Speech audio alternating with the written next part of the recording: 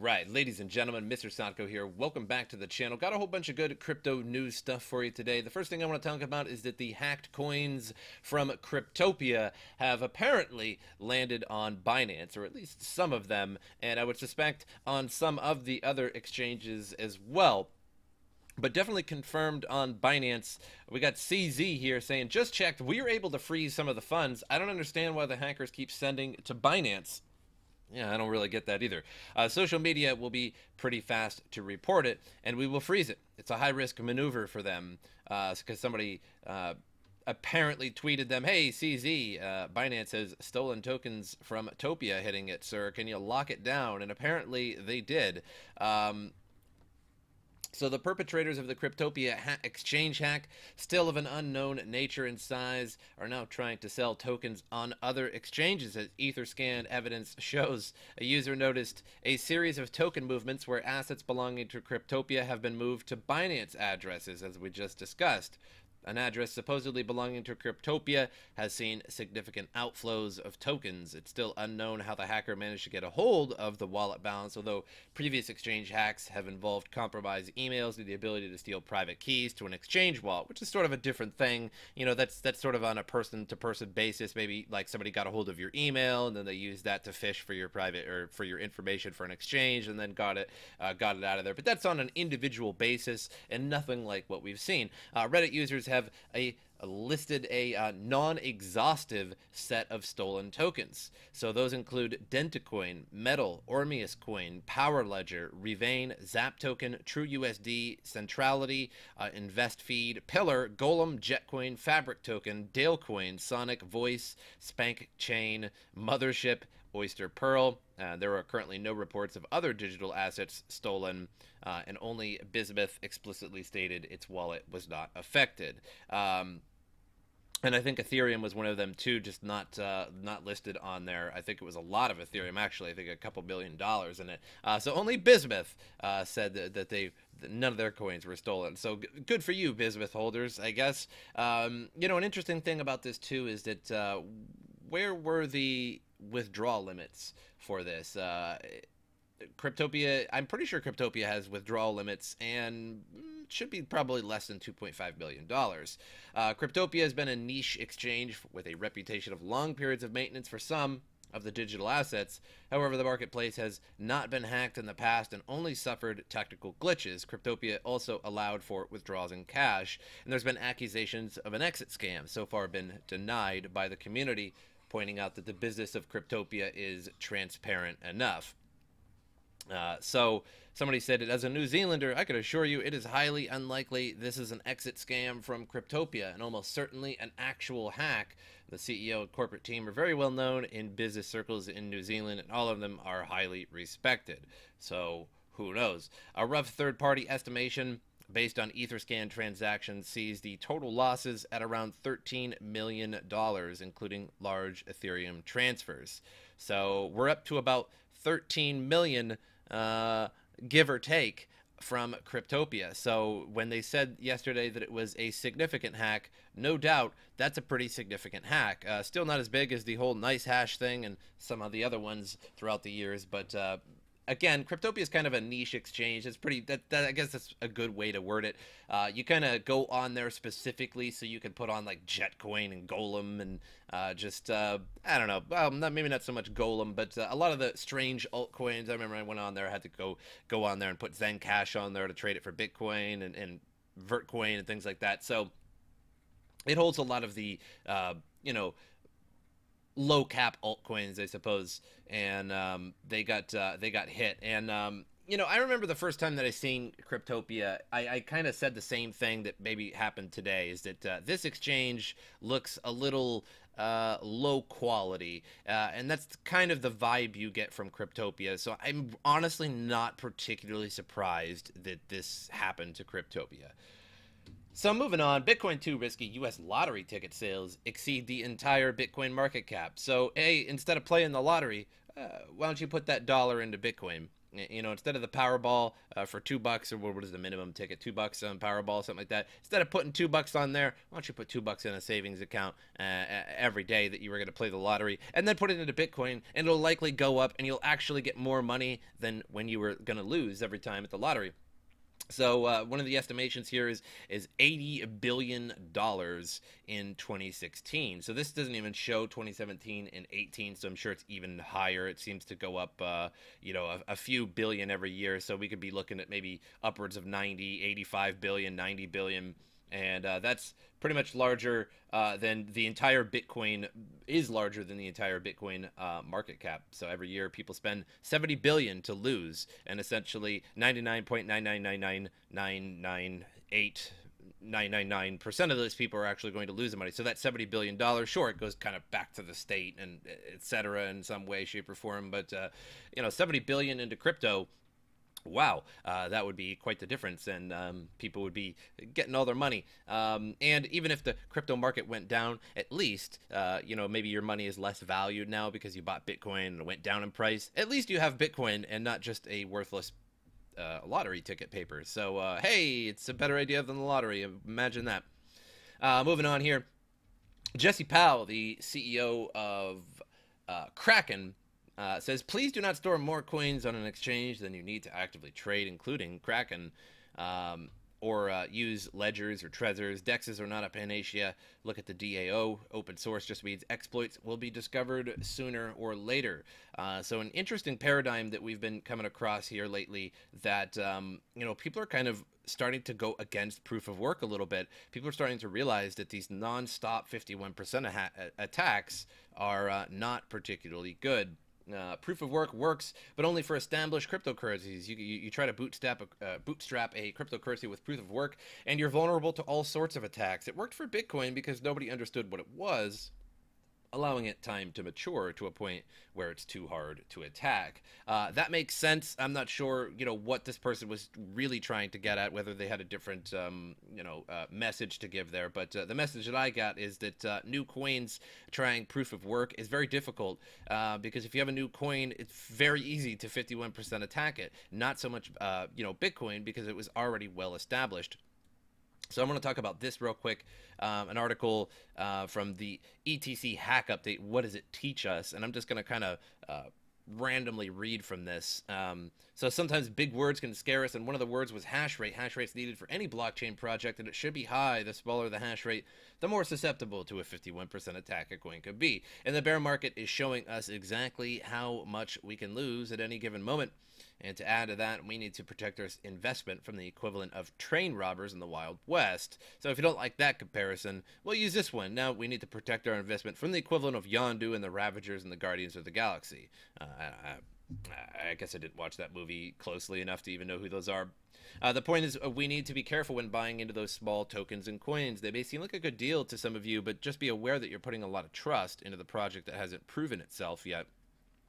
Namely ICO after ICO after ICO. Rock has also pointed out how even though this was pretty bad news, ETC didn't take as big of a hit as other coins did in the past by dropping only a few percentage points, which is a pretty standard Tuesday for cryptocurrency. It brings hope for future occurrences like these, and maybe we have stabilized a bit on the on this crazy ride, which I really doubt that. We have not stabilized at all.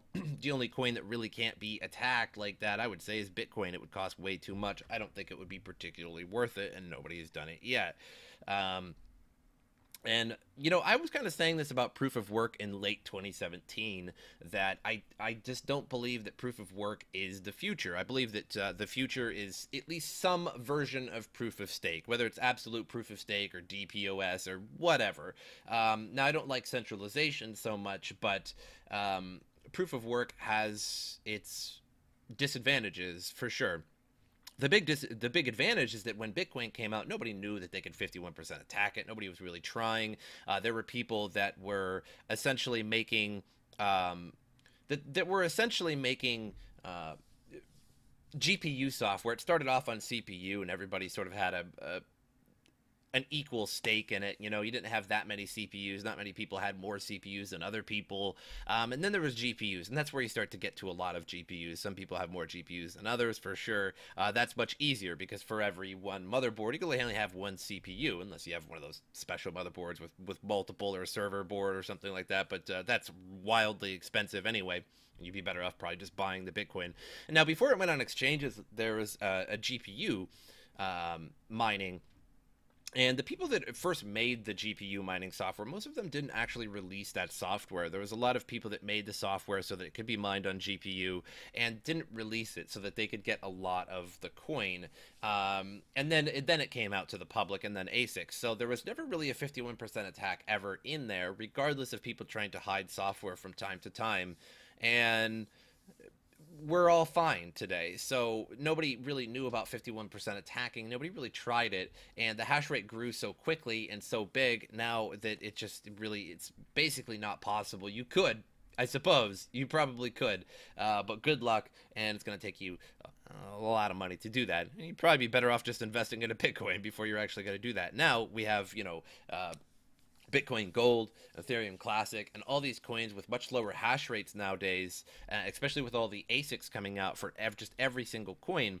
And some people are arguing that now GPUs, that it's actually better to have ASICs on your coin, at least as a developer, at least in terms of a security standpoint, which is kind of strange. And it's somewhat of a good point. Now, I'm not a fan of ASICs, but it is somewhat of a good point. As GPUs, you typically you don't have any stake in the game when you have GPU. You don't necessarily have any loyalty in the game. So with a GPU, I could mine Bitcoin.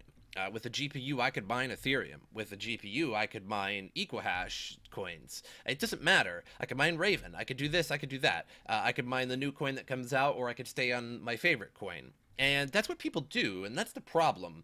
So when, you're mining one coin and the profits go down, you take all your GPUs and you go to a different coin. So that takes a lot of that hash rate. Now that hash rate is all down because everybody moved off that coin. And sure, the difficulty lowered a little bit, and it might be a little bit more profitable, but that's just a thing. The difficulty lowered, and now it's easier to 51% attack that coin. And then with the advent of ASICs at the same time, then you can 51% attack it as well. So we have a really big problem with proof of work, and in the sense that if it doesn't have an incredible amount of hash rate, at least with ASICs, because GPUs, people can just move on to the new thing, then it's going to get 51% attacked. Virtually every coin can be 51% attacked for just even a reasonable price. So proof of stake is kind of the future. And another thing about proof of work is the amount of electricity that it uses is absolutely outrageous. The amount of electricity that we're using, yet at the same time, I believe in that, because that's real work being put into the coin. So we're at a weird point in crypto, and where's it going to go, left or right? Are we going to stay with proof of work, or are we going to try to be moving on, which we can kind of see that with proof of stake and proof of capacity and everything in between. Interesting world we live in, and every day is just exciting in the crypto world, whether the markets are just exploding to 20,000 or going back down to 3,000, or massive hacks all over the place. Very unfortunate world, but very fun at the same time. We're just riding that wave. So the next article here, Ethereum's Constantinople upgrade faces a delay due to a security vulnerability. Ethereum's Constantinople upgrade has just been delayed after a critical vulnerability was discovered in the planned changes. Smart contract audit firm Chain Security flagged Tuesday that Ethereum improvement proposal EIP 1283, if implemented, could provide attackers a loophole in the code to steal users' funds. Speaking on a call, Ethereum developers, as well as developers of clients and other projects running on the network, agreed to delay the fork at least temporarily. So I think with the Constantinople upgrade, there was going to be the block reduction from 3 to 2 Ethereum. So that's going to be delayed a little bit, and who knows how long it's going to be delayed for. Discussing the vulnerability online, the project's core developers reached the conclusion that it would take too long to fix the bug, which was expected to execute January 17th. So there's really no word on when they're going to plan it next. Maybe if it takes a long time, proof of ProgPow will come along and maybe take away all of the ASICs on the network, which would be pretty great. And then that way, everybody's still getting 3 Ethereum per block, where the block reward is 3 Ethereum, and your GPUs will be making more money. Now, there's an interesting thing with ProgPow is that I think it's every 25 blocks, the algorithm changes. So that's going to brick ASICs entirely. GPUs will be just fine. But the other question is FPGAs, which I don't think ever really provided much of a problem in the cryptocurrency world. Mostly FPGAs. There was the buy call ones mostly, and they were always mining some kind of goofy coin, like Quark, and things like that. So I don't think they're going to be too much of a problem, even if you programmed the FPGA to switch up that algorithm every 25 blocks. I think the big problem is the ASICs. We have the 1400 megahash ASICs. We have the 800 megahash Bitmain ASICs, and probably numerous others by now, and possibly a lot of them hidden in hidden networks, mining away. And that'll take a lot of hash rate back from Ethereum, give it back to GPU miners, which again is kind of weird. As I was just discussing, now the difficulty is going to drop. Ethereum, everybody's going to be back on GPUs, and could be 51% attack in that time because of the wild fluctuation in hash rate. Who knows? Interesting, very genius idea of proof of work. And it kind of leads me back to Bitcoin in the sense that it's not as genius as you think, yet it's more genius than you think. Bitcoin was, one of the first of its kind. It's not necessarily the first idea of its kind, but it was the first really implemented, in my opinion. And what I believe, there's just really nothing like it before that. So it was definitely the first of its kind, but I think there was some short-sightedness, and the blocks were too small. If this gets too popular, I don't think anybody realized, hey, when this gets really, really popular, the fees are going to skyrocket. Nobody's going to want to use it. It's going to be really slow. It's going to be terrible for commerce. Was that thought of by Satoshi, or was that not thought of by Satoshi? Because I think if you're going into a cryptocurrency project and you're going to make a peer-to-peer digital currency, I think you have to go into it expecting that it's going to explode and be like the world reserve, right? And even if it's not, you have to have these high hopes, and that way you can think to yourself, okay, well, if it's going to be incredibly popular, is the transaction throughput going to be sufficient for this? And the answer with Bitcoin is absolutely not. And the fact that, hey, are there going to be ASICs on it? How many people are going to be mining this? The transaction throughput. I think a lot of things weren't necessarily thought of, yet proof of work at the same time is pretty genius. But then people started to realize later on, with these new coins popping up and less hash rate on them, that they can just, overwhelm that and do double spends. But who knows? Crazy crypto world. $121 billion market cap. We were just at 122 there, so we just went down just a little bit. 3,646 Bitcoin. Markets, again, yesterday was red. The day before was green. The day before was red. Today, a little bit of a mix, but mostly green. Auger getting all pumped up there. Wild, wacky pumps randomly. But nothing really to talk about too much today with the markets. Once again, nothing too crazy happened. That's really all I have for you guys today. Make sure you subscribe to the channel, like the video. That helps out a lot. Social media in the description below. My Discord, Twitter, Steam, Twitch. Head on those. Give those a follow. There's going to be the live podcast with 3 guests on Friday, 2 p.m. at 2 p.m. Arizona time. So just Google that and it'll give you the time. And we're going to go live. We're going to be live on YouTube and Twitch. So whatever platform you want to watch on at 2 p.m. Arizona time on this Friday in a couple days. Check it out. We're going to be talking about Bitcoin. We're going to be sort of interviewing each other. We're all going to be talking about our YouTubes and things like that. It's going to be pretty awesome, and I hope you guys make it there. But that's all I have for you. Hope you guys enjoyed it, and as usual, I will see you next time.